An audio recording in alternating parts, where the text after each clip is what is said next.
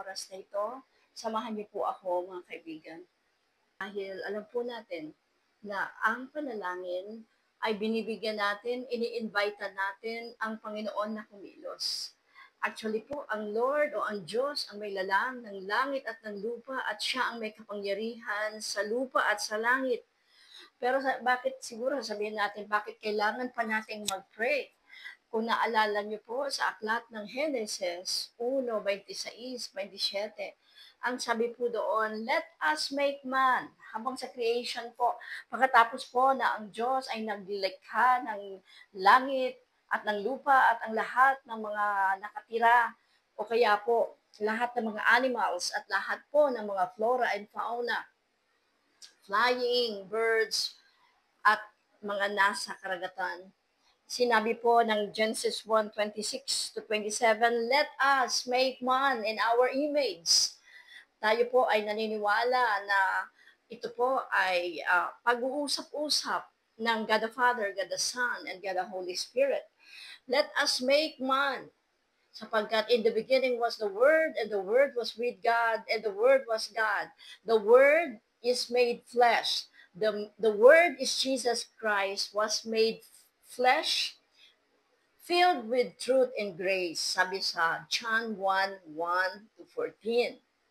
At we believe that Jesus is there, the Holy Spirit is there, hovering, nandoon sa mga katubigan, nandoon, kumikilos ang Holy Spirit. At ang God the Father, God said, let there be light. At kung anong gustong gawin ng Diyos, sinasabi niya, let there be. At nangyayari po ang kanyang creation. Nandyan po, sabi, everything that God has created was good. Pero sa verse 26 and 27, sabi po doon, let us make man in our image and let them have dominion. So man, have dominion on this earth, to have dominion over the fish of the sea and the birds of the air, sa mga lahat ng mga lumilipad dyan ng mga ibon, over the cattle, over all the earth. So, in every creeping thing, lahat po ng mga mammals o kaya mga animals, mga bird, mga katulad ng mga crocodile o kahit na pong anong creeping thing that creeps on the earth. At kaya po sabi ni Salmistang David sa Book of Psalms, what is man, O Lord, that you are mindful of him? Bakit kaya ang tao, Lord, you are mindful of men? And that, sabi dito, what is man, O Lord, that you are mindful of him, and the son of man, that you care for him? Wow! Tayo po, ng mga anak ng Diyos, ay mahal na mahal ng Diyos, and He care for us. Siya po ay concerned sa atin. He can sympathize of how we feel. Sabi dito, you made him little lower than the heavenly beings and covered him with glory and honor. You made him ruler over the works of the hands. You put everything under his feet. So makikita po natin, binigyan tayo ng dominion and power in this earth. And that's why we have a divine connection with the divine, with our Father God.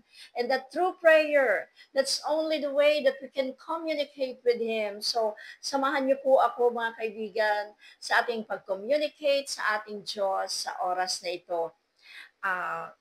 Sa ating pong pag-concentrate ng pag-pray about sa coming national elections. Ang prayer po natin ngayon ay magkaroon po ng honest at mapayapa na eleksyon. Honest and peaceful election. We pray na walang mga patayan sa bawat mga hotspot kung tawagin. Sa bawat mga probinsya, na kahit na matindi ang mithiin ng bawat kandidato at kanilang mga supporters na manalo, nevertheless, panalangin po natin na wala pong mangyaring mga patayan, wala pong mangyaring bangayan.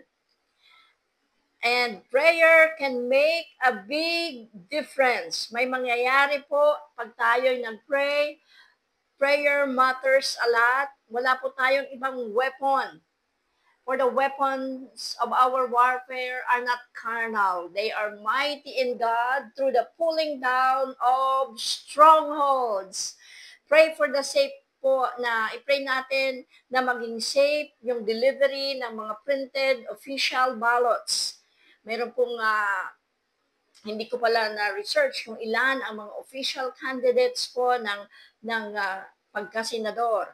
Kasi yung mga tinatawag na mga kandidato na noisance, ibig sabihin wala naman talagang kapasidad na magkampanya. O kaya wala naman siyang grupo talaga na mairirepresenta. Wala naman siyang resources, pera. At naisip niya lang ba na nagginip lang siya, na senador na siya, kaya nagkandidato siya. Meron pong mga tinatawag na nuisance candidates. So, hindi ko alam kung ilan lahat. But we pray na yung mga official printed names sa mga balota at na maging safe po yung mga printed na mga balota at safe po ito sa pag-travel mula po sa Santa Rosa, Laguna. Mula po doon yung warehouse kung saan ilang probinsya, 82 provinces pa.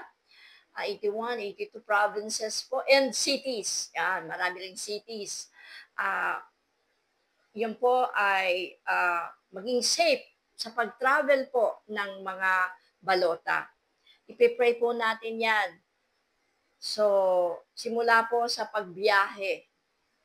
Isa-isa na pong ihahatid doon sa Mindanao, sa Visayas, at dito sa National Capital Region, diyan po sa Kabikulan, sa Ilopandia, sa Mountain Province, ang layo po, no? We pray na walang mga hocus-pocus, walang mga abracadabrang mangyari po sa mga balota natin. Ipipray natin na yung mga automated counting machines, yung mga hindi na po Smartmatic ngayon, no? So, hindi na po yun ang gagamitin. But I believe na, di ba, yung galing sa Korea, South Korea, ang kanilang in-order. So we pray na yung automated counting machines or the ACM be working well, maayos, hindi po dipalito, o kaya po pagdating ng eleksyon, mag-function ito. Hindi ito mga masunog sa saksakan ng kuryente, hindi po ito whatever na mangyari. So pati na rin yung supply ng kuryente, ipag-pray po natin sa darating na eleksyon that all be well, okay, in Jesus' name.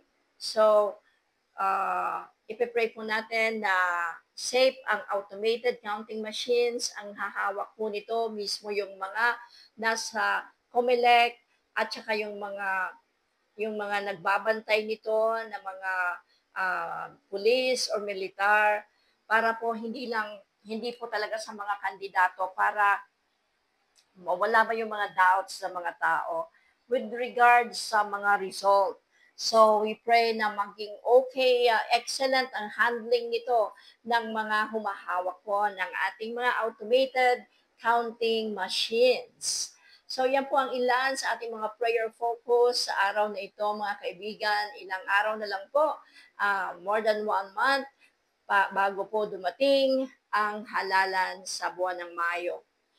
Meron tayong prayer alert, mga kaibigan. Yung prayer alert po natin ay may nagkaroon po ng sabog ng bulkan, pag-erupt ng Mount Canlaon, at medyo matindi rin po yung epekto nito. At marami pong mga nangyayaring mga earthquake sa Pilipinas ngayong mga panahon. So, we pray na habang closely monitoring naman po ang PHEVOX at ang mga branches of the government ay upang ma-stay informed ang mga tao para alam po natin at saka dapat prepared sa anumang mga emergency ang bawat mga tao. Lalo na po sa sinasabi nilang minomonitor na iba-ibang mga fault line na maaaring daanan po ng earthquake. So we pray for God's protection kasi ang Diyos ang nakakaalam kung kailan po magkakaroon ng earthquake.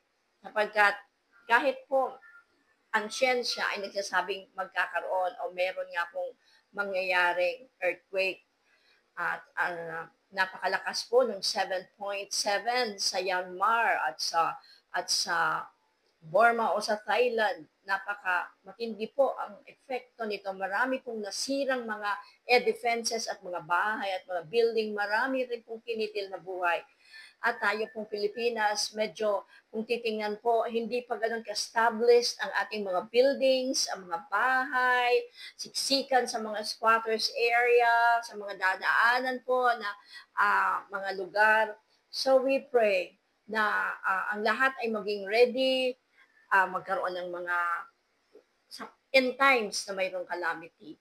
Ano yung gagawin? Dapat well-informed, yung mga Bureau of, sino ba yung mga nagtitraining yan? Bureau of Fire ba? Yung nagpapatraining, mga branches of the government at mga institutions at mga schools, sila po yung magpa-training sa mga tao at sa mga bata para handa in case magkaroon po ng tinatawag na big one.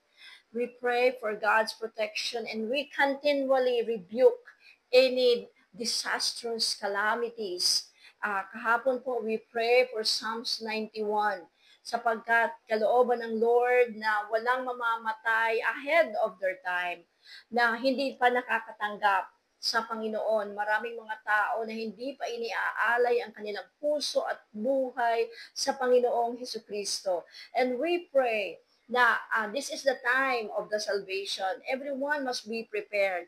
Maliban po sa pag-prepare natin ng mga kailangan, tubig, whistle, kailangan daw may whistle, yung pasiwit, no? In case mayroong mga nasira, dapat mayroong kang yung pangtawag sa mga tao or flashlight or mga gamot, mga yung mabibili sa counter na gamot like sakit sa ulo, sakit sa mga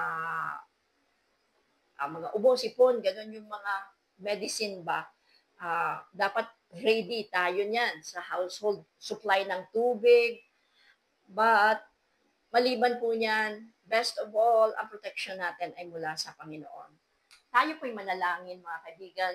Samahan niyo po ako sa pananalangin. Father God, we come to you today. We humble down ourselves to you, Lord God. Panginoon, kami po ay nagpupuri at nagpapasalamat dahil ikaw ay isang mabuting Diyos. You are the omnipotent Father, ang makapangyarihang Diyos, at ikaw po ang nakakaalam ng lahat ng mga kaganapan sa aming buhay at mga kaganapan at mga magaganap pa dito sa mundo. Panginoon, hinihiling po namin ang iyong biyaya, hinihiling po namin ang iyong tulong, hinihiling po namin ang iyong gabay at patuloy na pag-iingat sa bawat isa sa amin. Panginoon, ipinapanalangin namin, Panginoon, ang prayer alert namin sa araw na ito concerning, Panginoon, sa possible daw na mangyayaring mga earthquake because of sa mga ilang sumasabog na bulkan. Father God, in the name of Jesus, kahit na nag-preempt na ang mga tao, Panginoon, we pray na hindi po ito mangyari, Panginoon, na hindi handa ang mga tao. Ngayon pa man, humihingi na po kami ng kapatawaran. Humihingi na po kami, Lord, ng kapatawaran ng aming bayan. Oh Lord, forgive the Philippines, Lord, sa mga nangyayaring patayan, sa mga nangyayari, Panginoon, mga scam, nangyayaring mga illegal na mga sugal, drug addiction, Panginoon. Lord, have mercy in this country, Lord, the Philippines, oh God. We ask forgiveness, Lord, sa mga kasalanan. Panginoon, ang mga nangyayari sa bayang ito. Panginoon, dalangin po namin. Hipuin mo po, Panginoon, ang mga namumuno ng aming bayan. Let the conviction of the Holy Spirit be upon them. Lord, maging lalo na po ang mga pulis, ang mga militar, na gawin nila ang the best nilang magagawa para, Panginoon, sa peace and order situation ng aming bayan, Panginoon. Na matakot gumawa, Panginoon, ng mga karahasan at kasalanan at kasamaan ang mga masasamang kawatan. that there be fear, oh God, in their hearts. In the name of Jesus, Lord, we rebuke the deeds of the evil men, the evil thoughts ng mga masamang scheme, masamang mga balakin towards neighbors, towards sa mga tao. Lord, we pray for your protection, Panginoon. Expose the bad people, mga kidnappers, hold-uppers, mga drug addicts at yung mga nagpapabili ng drugs. Lord, we pray na mahuli sila. We pray na expose mo po sila. Panginoon, there's nothing impossible with you. Philippines is a blessed nation, is a blessed country. Lord, so we pray, Panginoon, na patuloy mo kong bisitahin ang bayang ito. Let there be revival, O God, in this country in the name of Jesus Christ of Nazareth. Father, Lord God, pinapanalangin ko, Panginoon, Father God, pinapanalangin namin ang darating na eleksyon. Panginoon, na patuloy mo pong ingatan ang mga balota, Panginoon, na doon naka-imprenta ang mga pangalan ng mga bobotohan, ng mga senador, mga congressman, mga sa different districts, mga gobernador sa mga provinces, mga mayor sa mga syudad at sa mga towns. Lord, in the name of Jesus Christ of Nazareth, thank you that nothing is impossible with you, Lord. Thank you, Lord, that nothing is impossible with you. Lord, na ang mga balota, Panginoon, ay maingatan sa pagbiyahe nila. Simula po doon sa warehouse sa Santa Rosa, Laguna, going sa iba't ibang probinsya at mga syudad.